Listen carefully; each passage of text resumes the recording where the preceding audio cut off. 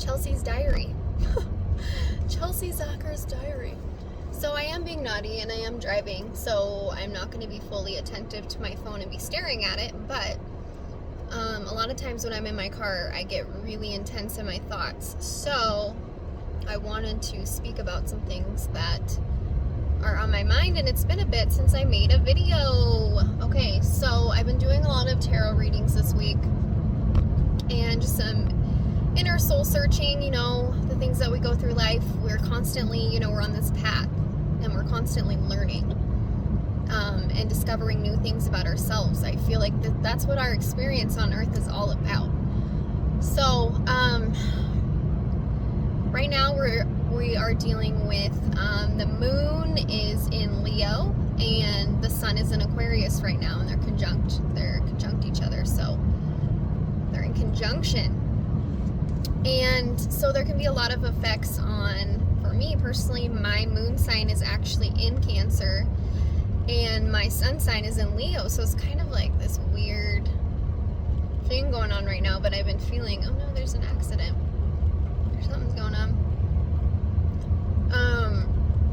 So I've been feeling a lot of weird energy, like a lot of almost like good energy, feeling the need to really propel myself and just do things that I've been talking about doing forever and just not doing. So I did a video this morning on Instagram, and it was talking about like things we can do to really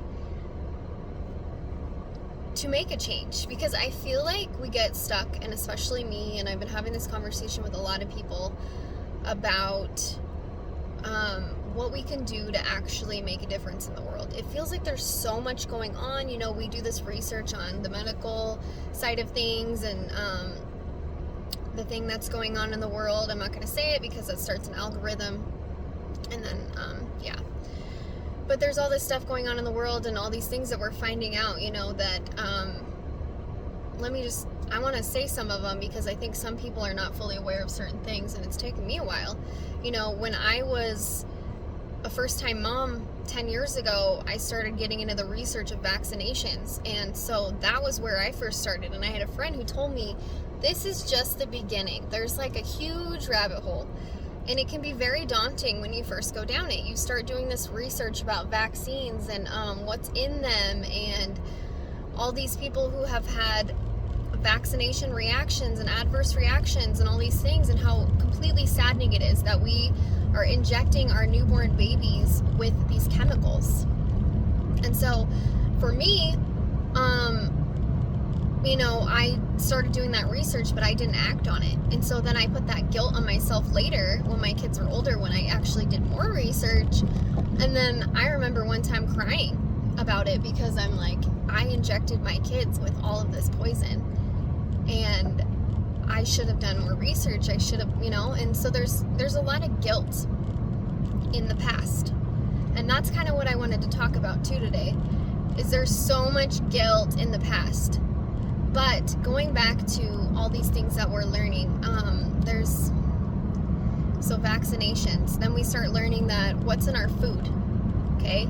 There's literally chemicals in everything that we're putting in our body, from our food to our deodorant to our body wash.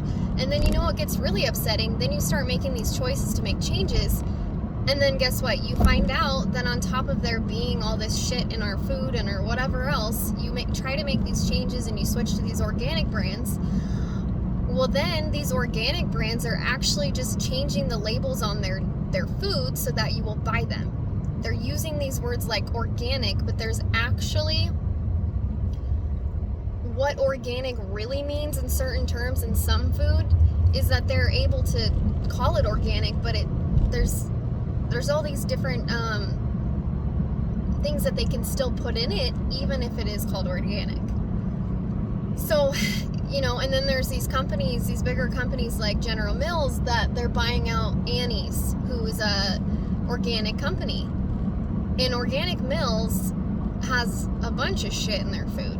So then you start finding out this. You're trying to make better choices, but these companies that are labeled good and organic for you are actually not good. And then you're finding out that Myers, this fucking brand you've been using for the last couple years because you tried to switch to a new brand is actually getting sued because there's shit in their stuff too.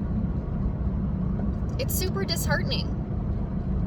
This has happened to me recently. What else? Okay, so the food. If you don't already know this, there's thousands and thousands of animals that are killed every year. And the way that these animals are treated and abused, and if you don't know, energy, we have learned through science that energy never dies.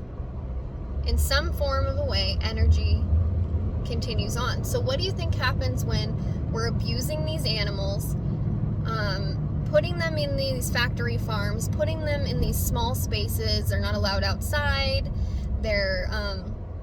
what do you think happens when they die? Their energy lives on, and that creates karma. So whatever happened to them, we're creating some sort of karma in humans. Like, as humans, we are like destroying our bodies, destroying the earth, and I think there's a lot of reasons why all of this started, and we can't keep blaming. That's the thing, is like, I think a lot of with the food and everything and the vaccinations, it started in a really good frame of idea, like why they did it. Vaccinations were started because they were trying to prevent illness and trying to help people. And mass amount of food was created, or not mass amount of foods, but anyway, a lot of this was started because it was meant as a good thing. That's what I really feel like. Like, it was really, really started as a good thing, and it's morphed into a bad thing. Like, humanity has morphed into like, okay, we're really obsessed about materialism and money, and this can be very daunting, right?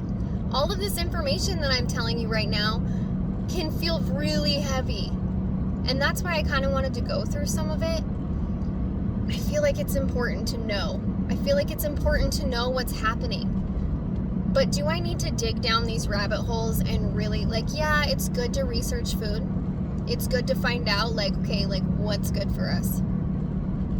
But going down these deep, dark rabbit holes constantly, it's not serving you. And realize what kind of energy you're feeling from that after you do these things. I think a lot of people are just waking up. This is the awakening thing that I've been talking about for a while. Is that, holy shit, there is some serious construction going on over here. That there's some serious awakening going on. People are waking up to these injustices, and they're not really happy with what they're seeing, right? It's scary, it's sad, I get it.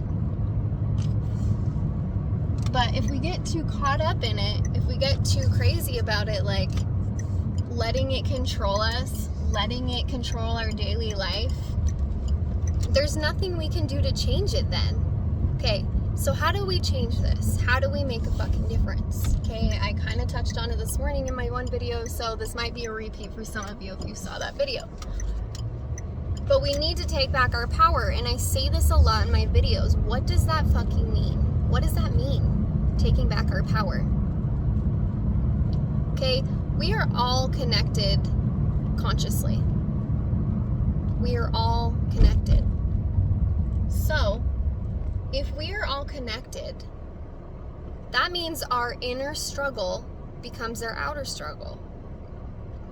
So if we heal ourselves, if we heal our inner struggle, then we heal the collective.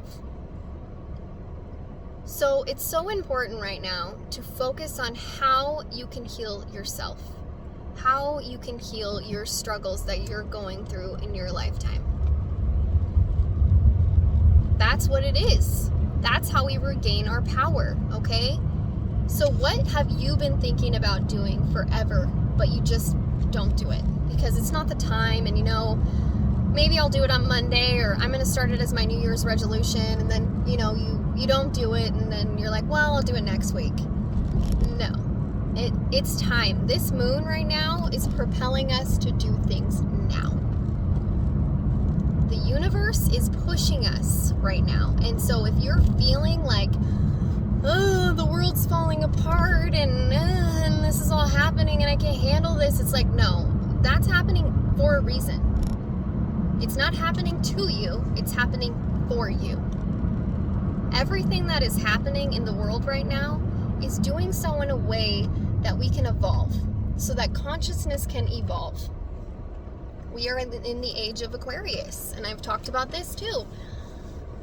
We're moving into independence and being powerful and being realizing what is truly going on. The veil is being lifted.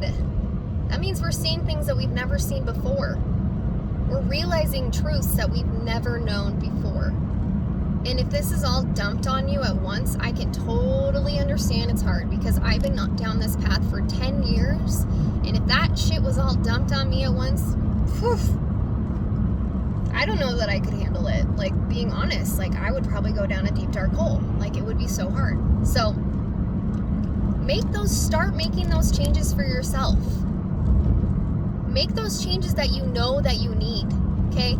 I always talk about meditating, and I'll be one to admit, I know that I need to meditate. I know that my life would change. So what have I been doing now with this moon? I'm making changes, the changes that I want, following my passion, doing what fills my cup. You know what it is. What is that thing that, like, you do it and it just, it feels so good. It feels so good when you do it, and it lights up your soul, and you feel all of this energy. If you're feeling drained all the time, you need to focus on what you're paying attention to. And I don't need to go into that because I have lots of videos about that. But my main thing I wanted to say was, like, take back your power. Take back your power. You're so capable of doing that. Let's see, what else did I want to talk about? I've been wanting to talk about relationships for a really long time, and I haven't talked about them because it's like, well, my relationship isn't perfect, and who am I? Like, I'm not the most perfect person to talk about. No. But I think I've learned a lot from my relationships, and I don't know, maybe it can help somebody, so here I go. Okay, and this, for the couple people that I did readings for, I don't want them to think that I'm basing this towards them. It just makes me realize, like, what I've done and how funny it is. We ask other people for this outside information, like, we need to hear these things, but we have the ability to go deep within and find the answers for ourselves, and that's with meditation. And that's why I talk about that so freaking much, because when you're dealt with a situation in your life that you don't know the answers to, and you just feel like, fuck, I just feel so lost. I feel so lost. I feel like I don't know what to do. You go and meditate and you connect with your higher consciousness. What is that? That's your intuition. That's where you get the answers. We all have this ability. Now, there's some people like me who have honed into it maybe a little bit more, but that doesn't make me any more special than anyone. We are all special, and we all have gifts. We all are capable of knowing the answers for ourselves. So, as far as relationships go, something I've learned recently, definitely, about my relationship is really trying to look, and this reminded me today, trying to look at the other person's perspective. And this is like in any relationship, your friendships, whenever you have a quarrel, we spend so much time trying to relay, like, what we're thinking and what we're feeling, and I've done this so many times.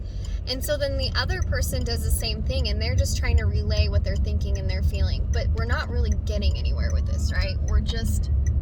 We just keep going back and forth, and there's no resolution. Okay? You know how much, like, would be solved if we each just took a moment and really listened, and we tried to put ourselves in the other person's shoes. We tried to really think of what their perspective is, you know, like what they're really feeling. So in this instance, for me, I'm a stay-at-home mom, and it can be extremely freaking hard. And I've had bouts with my ex-husband, with my current husband, like what that means. And you know, I don't work. I mean, I work, but I don't go to a job every day like he does.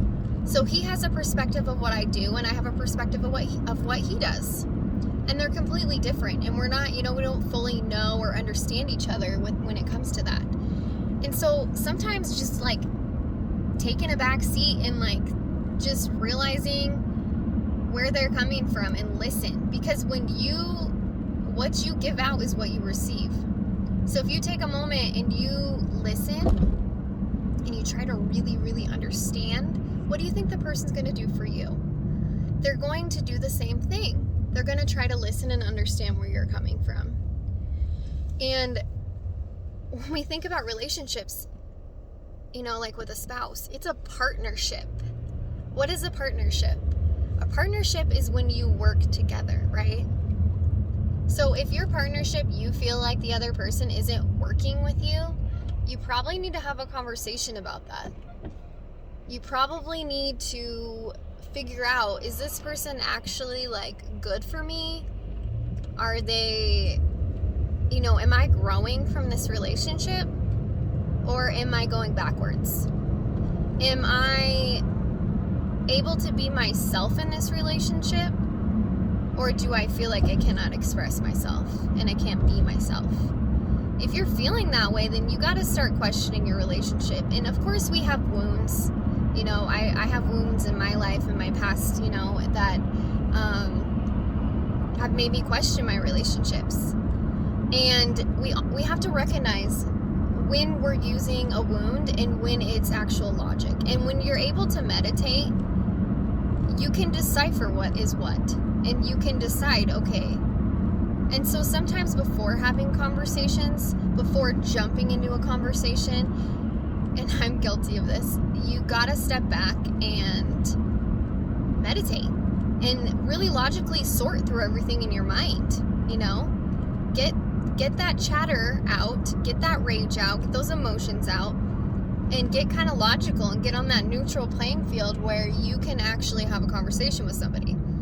Because my husband has taught me this, like, you know, he would go, most men show their emotion with anger, and most women show their emotion with sadness. And this isn't every man and woman. This is kind of like, you know, I'm definitely feminine and my husband is definitely masculine, but it can go both ways, and it doesn't mean anything about you. Like, you can have a feminine man and a masculine woman, but generally that's how it works. With the masculine, it's anger, and feminine, it's more about sadness. Like, I'm sad. You know, that's how we express it. So when we're having a conversation and we both don't have level heads, he's going to come with anger and I'm going to come with crying. And that's, if you ever had a fight with your spouse, that's a lot of what happens when it's really fiery and there's been no time to really sort through those feelings.